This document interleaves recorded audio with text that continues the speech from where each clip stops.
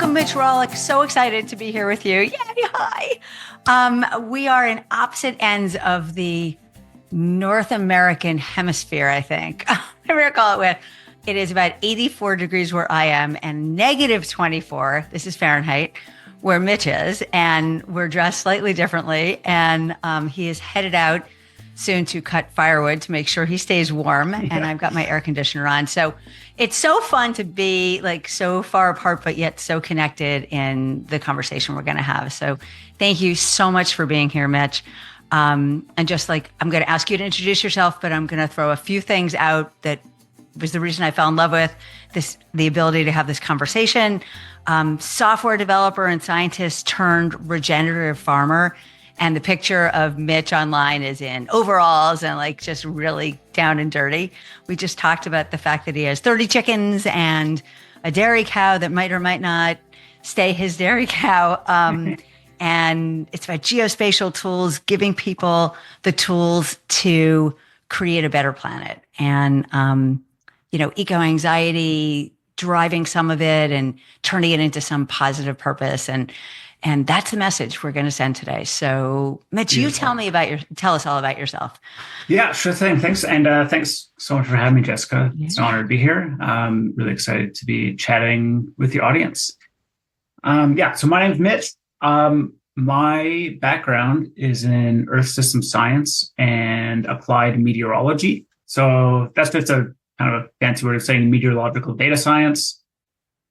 Upon, being in those fields, and especially from a traditional academic background, there's not too much of solutions being presented, or at least that wasn't when I was going to school. It was very much like siloed thinking. Here are the problems.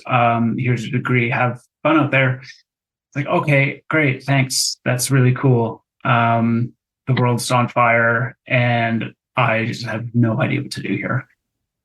Other than knowing that we're in trouble here. And I was always really passionate about food, and having gone through my own personal health journey regarding food and whatnot, and really going into that, it's like, well, food is actually a huge component of the climate change solutions as well. And being really passionate about food, my partner, she's also super passionate about food. She loves cooking. So wait, let me ask you, just in terms of like, what comes up around when you say or think food? Because it's not as simple as, I like to eat Doritos, like that is not, and by the way, I don't, but that's not where you're going. I think that what's in your head when you say we're passionate about food. So just give us a little bit of that joy of what that means. Yeah, you bet. I think the biggest part is just having an intimate connection with the food. And so we're in central Alberta in Canada, where, as you were saying earlier, it gets very cold, and it stays cold for a very large part of the year, pretty much the whole year, or covered in snow. Basically actually last year's a good example. We had frosts in mid-June. Wow. And frosts in early September. So our growing season is only about 90 something days sometimes. Other times it's upwards of 114. But we don't get to pick and choose the days each year. We can't plan on it. We get served. As a meteorologist, you can't quite plan on the number of days without frost. Yes, but it is handy. Like my master's was in frost prediction for vineyards in New Zealand. So that has come super in handy for many, many, many reasons. One of them being like, okay, let's get out there, start misting some of the garden, which I guess that's a good place to start. Is we moved to the middle of nowhere in Alberta in 2021 in August. So growing season was basically already done. We didn't really grow anything that year. So 2022 was our first year of actually growing food. And we didn't really have any gardening experience whatsoever. It was just like, okay, let's figure this out. And it wasn't very big. It was big to us at the time. It's like, oh, wow, look at this garden. It's so big. But we certainly weren't growing all of our own food. And then Was the goal just to like have dinner one night and actually have lettuce that you grew and be like, yay, I grew my own lettuce? I think year one, we were growing onions, celery, potatoes, some cabbages, peas. We didn't Hardy have a stuff. greenhouse. Yeah, just pretty chill stuff. More than you'd find in a suburban backyard. So enough to like put a solid dent in our grocery bill, I suppose. Cool. And we were successful at that. And I identified some pretty cool microclimates and warm microclimates around our house so we could grow mushrooms. And on the southwest facing side of our house, we're growing eggplants, peppers, tomatoes, cucumbers. Yeah. It's so interesting. Like you're such a short season and it gets so cold. Like the fact that it's one side of your house gets the sun and is warmer makes a big difference. It's like you can grow that stuff only on one side of your house. Yeah. If you don't have a greenhouse, then you really have to leverage those physical planes and how the sun interacts with each side of your house. So on the southwest facing side, we're growing tomatoes, cucumbers, eggplants, peppers, and then not even 3 meters away. So that's about 3 yards away. We're growing mushrooms. We've got wine caps and lion's mane, oysters and shiitakes. Wow. Because that's the north facing and side of the house. It's a little bit cooler, a bit shadier, less sunlight. So it's just a natural place for those crops to grow. And then the main market, not market garden, I guess homestead garden has grown now from what I was describing earlier to I haven't measured the actual, but like several rows, and we've grown more than enough to last us the entire year. And so lots of storage crops, beets, potatoes, carrots, squash. You have one of those root cellars that actually don't really need it to keep things cool, right? I would love to have a root cellar. Right now, what we're using is just a really cold room in I guess we call it the cold room. It just happens to be the coldest room in our house. And then the carrots and potatoes and beets, they go into wood shavings in big totes. Wow. And they store really, really well. Awesome. Okay, this is a complete aside, but I learned this morning that button mushrooms, the generic white, like insignificant, somewhat tasteless mushrooms, are actually just the early stage of the darker portobello mushrooms. Like, okay, that's blew my mind that button mushrooms turn into portobello mushrooms. I had no idea. Me neither. How cool is that, right? So mushroom to mushroom. So lion's mane I've paid a lot of money for lion's mane mushrooms. They are pretty cool. Yeah. And I'm not too sure what kind of trees you have in your, you have birch in New York though, right? Yeah. Yeah. So that's what we are growing our lion's mane with. So we have fresh birch logs, about 6 feet long, 6 inches in diameter. And then you can buy these inoculated dowels from a place called North Spore.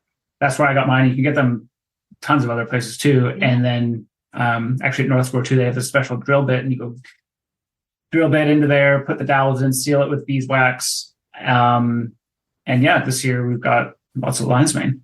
That's awesome. That's exciting. Yeah. Okay, so on a separate topic, and we'll do a mushroom episode another day. Mushrooms are magical, incredibly nutritious and needed for our body of all different types. And they grow. Anybody can grow mushrooms. Like it's a science. It's got some physics and chemistry and all that to it, but it's pretty darn cool. And you just need some trees that you can drill into and put the spores. Yeah. Like it's pretty interesting. Yeah. And it's that, we could talk about this later. Just one quick note is it's important to have the right tree for the kind of mushroom that you're trying to grow. That's amazing. That's amazing. Yeah, but that information is for another really day. Available. Yeah. Totally because that's such an important topic. Okay. I don't want to lose us completely so that we don't cover some of the key points, which are your geospatial tools, eco-anxiety, downstream responsibility, regenerative thinking and systems, and what got you here to this moving with your partner to the middle of nowhere, not having any knowledge about actually, it sounds like, how to grow food, but wanting to be this kind of, in this life. Yeah, you bet. So I think it kind of started from a position of being really down in the dumps with eco-anxiety, solastalgia, whatever you want to call it. It was during the wildfires, or the bushfires in Australia, and I was living in New Zealand at the time. I lived in Wellington with my partner, and I was working at a peanut butter factory. Wow. And all there is to do at a peanut butter factory is wear earmuffs and load peanuts into the machine, put peanut butter into the jars, and put those jars into boxes, and then stack those boxes, and then clean stuff up.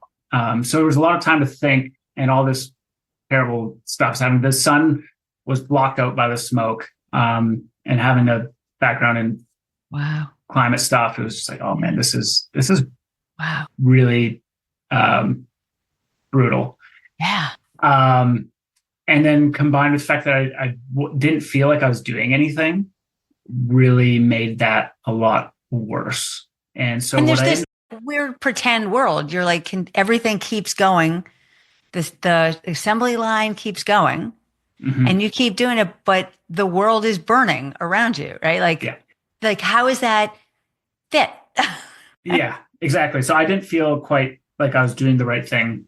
And there was just like it was depressing. And so what I actually really wanted to do was take a permaculture design course and then go back to school. Bearing in mind, I just finished my master's, and do civil engineering and design cities that were smart instead of not very smart, which is in a lot of ways how they're designed right now. And I was explaining this to one of my friends, and she said, "Oh, you should listen to this podcast where this guy, his name's Rob Avis. He was one of the founders of a company called Verge Permaculture. They've since closed those doors, but I listened to this podcast. I was like, oh my goodness, this is fantastic." And I ended up booking a consultation with him, like paying to chat with him, because he was an ex-engineer turned into this permaculture guy in Alberta. It's like, okay. And that's where I grew up. Okay. Yeah. So it was contextually relevant, and it's like, okay, cool. And we had a great chat. I was still in New Zealand at this point. And then COVID hit. Oh my God, all at once. So you got the fires, you got the redundancy or the linear peanut butter factory that's disconnected to the food chain, and you've got COVID. Yeah. And so I got on the last plane back to Canada. My girlfriend, she stayed in New Zealand. Wow. And then I had been getting a fair bit into programming and teaching myself programming while I was working these pretty mundane jobs, just because I was like, okay, well, a better upskill. So I ended up just teaching myself Python and watching YouTube videos, and focusing mostly on weather event visualization, and just getting pretty comfortable with that. And then fast forward a little bit, COVID happens. I move back home. I'm in my parents' basement, still just plugging away at teaching myself Python, and doing some more advanced things and machine learning stuff. And then I was like, okay, I'm actually going crazy here. I gotta get out of here, because I'm just in my parents' basement. This wasn't the plan. Yeah, this was not the plan. And my girlfriend is 20,000 miles away or whatever. Yeah, across the world. Yeah. And so what I ended up doing is I ended up emailing this guy, Rob, that I had spoken with earlier, just asked him if he knew of any volunteer opportunities. He said, sure, come up to my farm. So I went up to his farm, and then I ended up getting a job with Verge Permaculture. I started teaching the climate and mapping sections of Verge's PDCs, permaculture design courses, and being, I suppose, exposed to a different kind of paradigm of regenerative solutions. And that really opened up my eyes a lot. It's like, okay, cool. Yeah, the world is in trouble, but you can do something about it. And I came out of that phase of life with the understanding that, yeah, we all have a footprint. We also have handprints, and those handprints can be way bigger than the footprints. Okay, And that's so interesting. I've never heard that. You have to go deeper into that. So yeah, and that's I as far as I know, that was an original thought. I don't think I'd heard that anywhere else. It's like, yeah, we have hands, and that's our defining thing as humans, is we've got these opposable thumbs and we can do things with them. But in terms of our environmental impact, it's always communicated as a footprint. So I like the idea of having just like what's coming to me is that a footprint isn't as deep into responsibility, right? Like it just happens, but a handprint is intentional and you need to be responsible for your actions. Exactly. Is that the difference? Yeah. And you can do things. I feel like it's empowering to understand that you have a handprint too. It's like you can do things that are fairly simple to make the world a better place. And so even just reframing it as that has really helped with any sense of solastalgia and eco-anxiety. Because like, I can do things, and my well-being is almost hinged on me using my hands to do something. So what you're saying is that, I think I'm hearing, is that simply getting a sense of agency and a sense of empowerment by connecting it with the things you can actually do versus the passiveness of your footprint of where you're standing changes everything. And it is a hugely effective solution to eco-anxiety. Like to use that language, that metaphor, I'm all about metaphor, like your handprint is your empowerment. Yeah. So do something with your hands. And for me, it was just putting a potato in the ground. Honestly, it was just like, oh, that's all you have to do. You just have to put a potato in the ground, and in several months, just come back and get more. That's it. That's pretty cool. Yeah.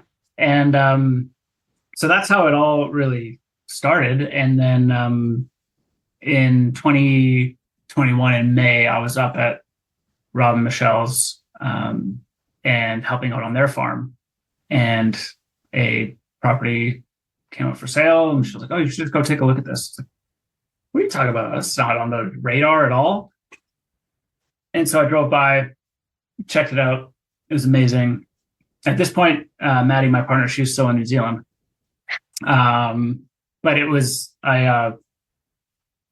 she was going to be coming to Canada because I couldn't even go back there. So she had to buy into this life choice. I didn't have to sell it very hard. Oh, great. I called her. She's like, hey, you want to be farmers in the middle of nowhere? She said, absolutely. Let's go. Wait, I want to just stop for a second because you mentioned something and I wanted to jump back into it. You used the language changing, I think this is, you can tell me if I got it right or not, changing the regenerative paradigm. I assume that's all connected to this. Yeah. I think there's basically like three paradigms. There's degenerative, sustainable, and regenerative. And I think that looking back, I was stuck in a sustainable paradigm. I was like, okay, we're almost like, we're not doing enough. And sustainable in, like, there's a lot of good things that have been done in the name of sustainability. And not to discredit anyone who's in that field doing those things, but in this particular context, it's like, with sustainability, we're doing less bad.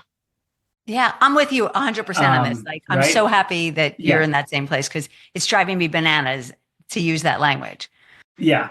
But with regenerative, it's like we're doing more good. Yeah, net positive. Less bad. Yeah, exactly. And so even having the brain start to realize, okay, that's a possibility. You can do that. That's really cool. would like to stay in that realm of thinking and just be a happier, more joyful human to be around, growing food and sharing that abundance with people I care and love. It's pretty cool. And so that's what we ended up really doing. Is like we grow a lot of food and we share the surplus, and we've grown from having 6 chickens to 30 plus, and having a dairy cow. We've got two dogs, 4 cats, and it's super fun. I mean, it's not to say that's not a lot of work.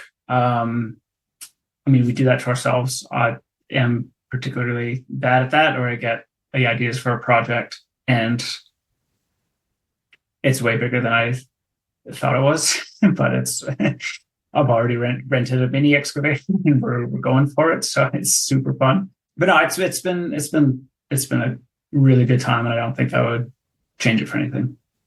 And just because you shared it with me, so I figure it's a little bit public and you're going to be sharing this as a family soon. So, yes, committing to raising a family in this environment, which is a statement, a big statement. I think, and that's really important to touch on, because when I look back on when I was in that eco-depressive state, I did not want to have children.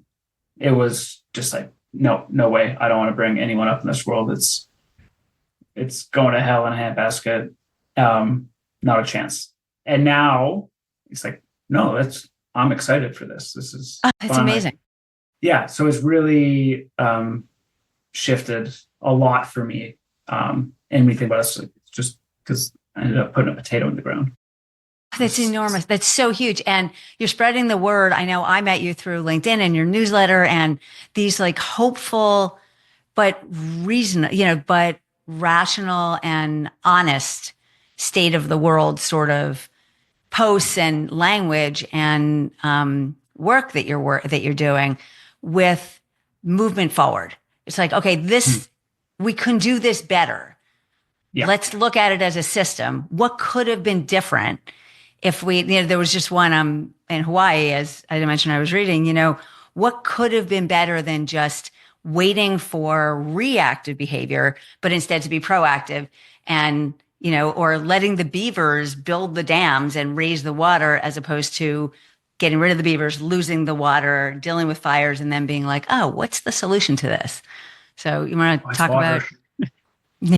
Yeah, I think that's been where my work and focus is going, is definitely towards water, because it's just the common thread in all of these problems. Yeah, it seems to keep coming up. We've got the ocean that we have to care about the water more. We've got water systems. We've got fires. We've got agriculture, just water pollution, all marine life and land life that is threatened because of water that's not enough or not right.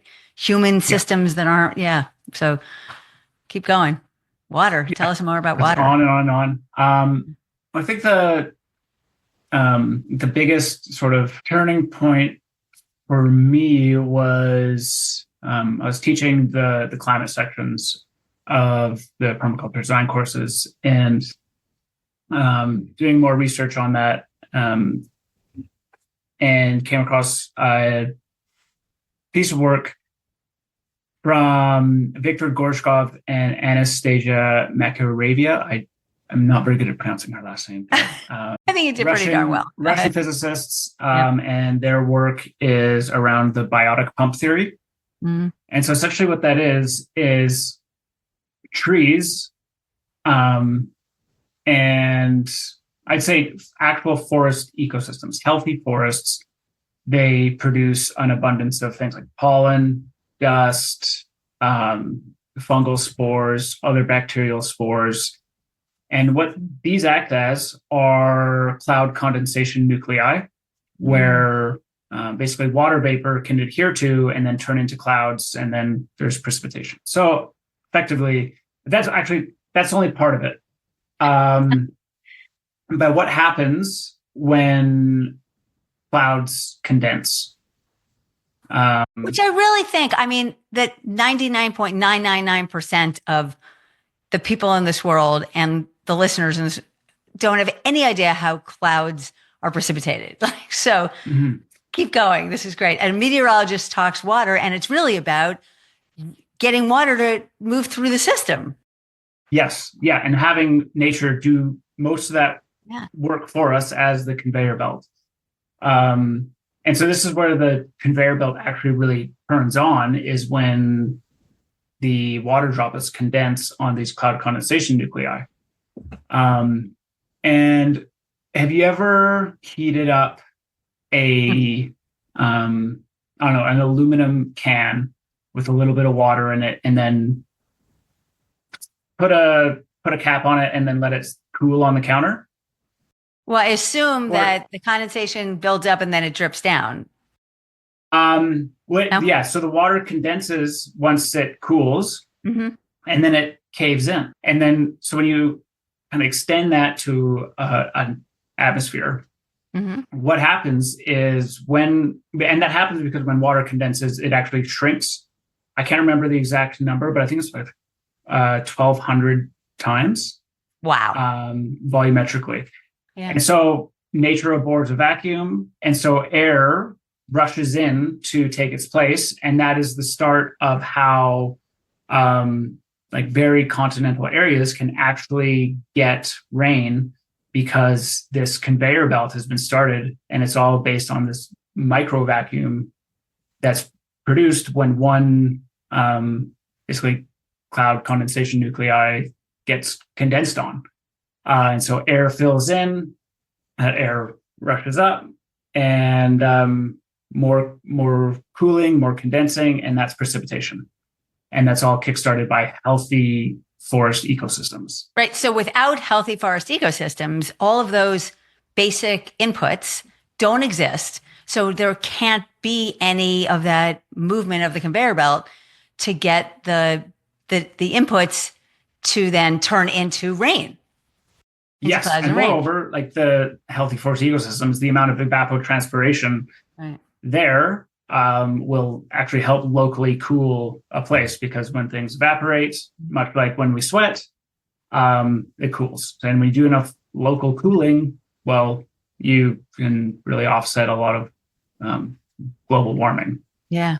So I heard not that long ago that in Europe, the coastlines, and I'm sure this is true everywhere, but the topic was about in Europe, that the coastlines have all been pushed back for housing and life on the water, because we all want to live on the water, and that all those forests that were along the coastline have been taken away, moved back, and that you're not getting, so the storms are the water system, and the storm system is deeply affected by the loss of the forests along the coastlines of Europe. Yeah. And to try to recover that, which there's a recognition that it's desperately needed for the system to work, to cool from climate change and to create enough water in these drought systems, and that to reduce the variability in the storms in the water. But then everybody would have to leave the coast, that, how do you deal with that? What do we do? So you know how it works, but what do we do? You're the hopeful guy. I don't know if it's a matter of leaving the coast. Like humans, when you look back in history, we have an affinity to coastlines and water. Like we're not going to leave the coast anytime soon. But I think the important part is to build by bulldozing, but by actually incorporating these systems into our built environment. Because sea level is going to rise. So I think it is in part, smart to move those back to a certain degree. Right. They still need to build up some mitigative factors. So even have mangroves where the current development would be cool.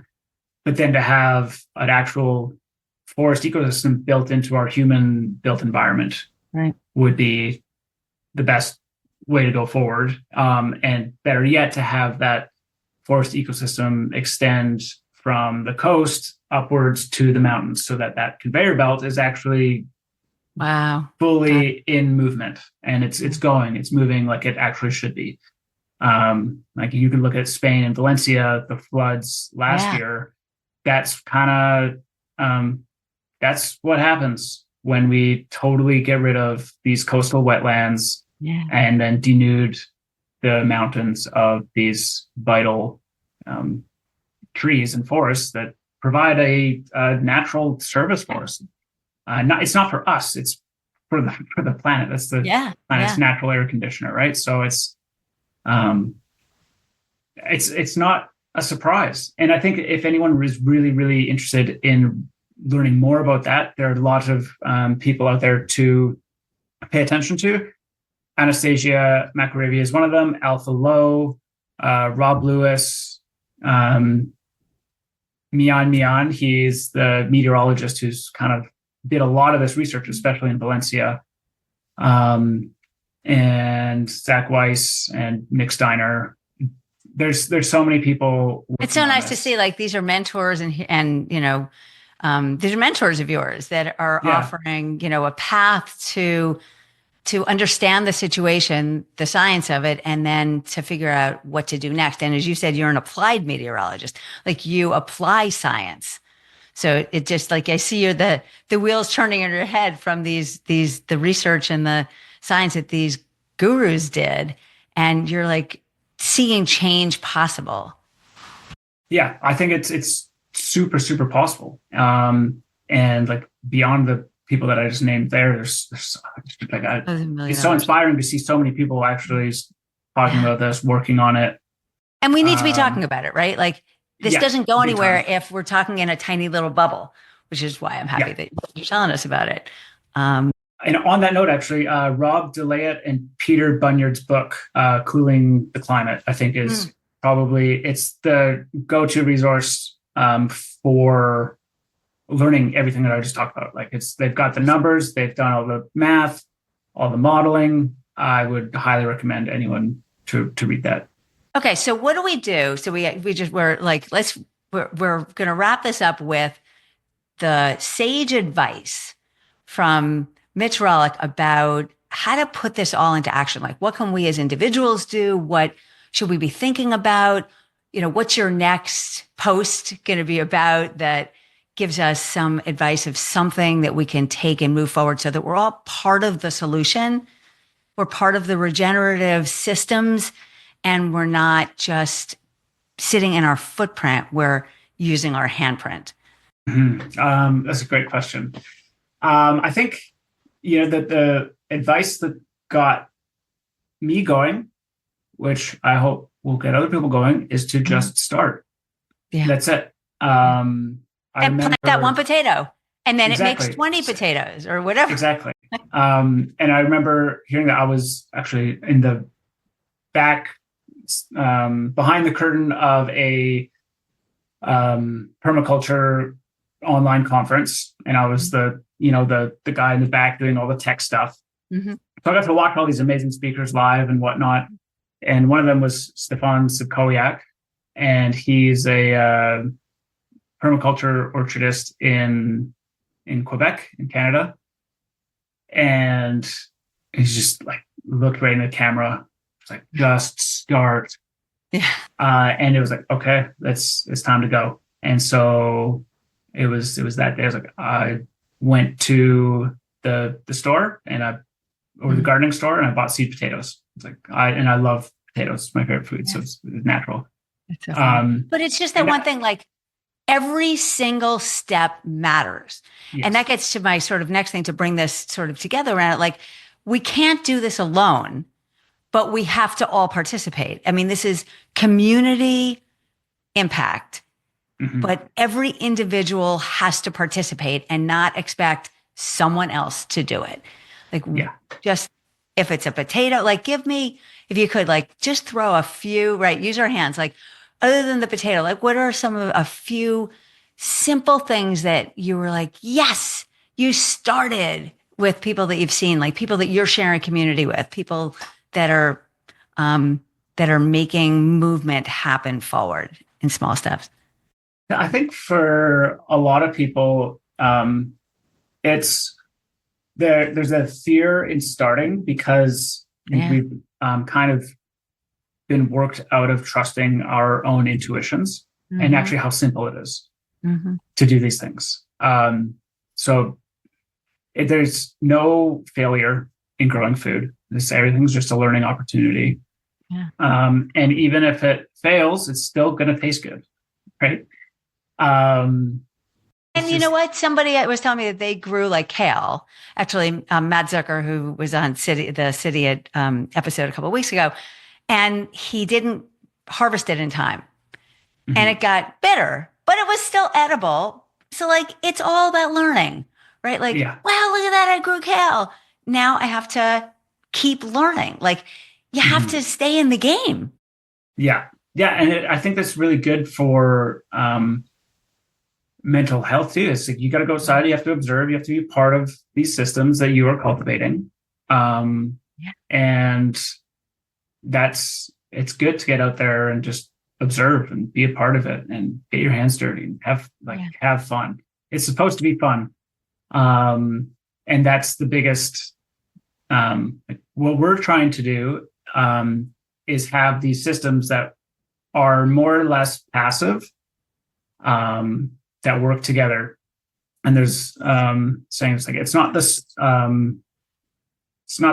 solar panels, the rainwater harvesting tank, the ducks and the garden that make a permaculture property. It's how they work together. Yeah. And so, for example, I've got a rainwater harvesting tank here.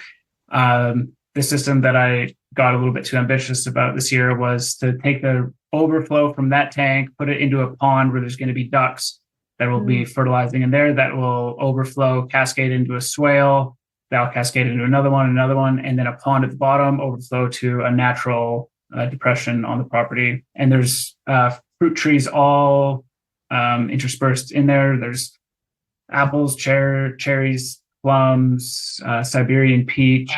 Wow. And they all get watered along the way. And they all get watered on the way. The system. Yeah. And that's super fun to give yourself permission to experiment with those kind of things. And it's just have fun. And get those fingers dirty. Like, I happen to be like kind of not an anti-germaphobe. We've got all this germophobia, like keep clean, keep back to antibacterial soap and all this. And we've no immune systems left, right? We're not eating whole foods. Yeah. We don't have an immune system because we're not connecting with germs and bacteria and whatever else. So just for a moment, go down that path, just with a minute or two that we have left. Like, not just get out there for 5 minutes in nature, like I talk about a lot, but like get out there and get your friggin' hands dirty. So go for that for a minute. And your mouth dirty too. I mean, when I go and get like a carrot from the garden, it's like, I don't care that there's dirt on here. I'm just going to wipe that. We don't use any chemicals. We just add straw, leaf mulch, what have you on top to keep the soil covered. And then just grab a carrot, wipe it on your pants a little bit. You know, don't want to have too much grit, but it's fine. It's probably better for you to have that on there. Take a bite. Yeah. And there's your immune system. It ain't gonna kill you. It'll be better. Yeah. Yeah. It'll save you, not just not kill you. Yeah, exactly. Awesome. Thank you. Last words of wisdom? Just start. Have fun. Yeah. Have fun. Those are the two huge, beautiful things to say. Thank you so much, Mitch. So appreciative. And maybe in August, I'll make it up to the middle of Alberta. I don't think I'll be able to make it, but get my Florida thin blood up there before. That is the warmest month here, so. But maybe I'll see you in August. Thank Beautiful. you. And congratulations in advance on everything that you're doing and your growing family. Thanks, Jessica. Beautiful. Thank you. Lovely to chat with you.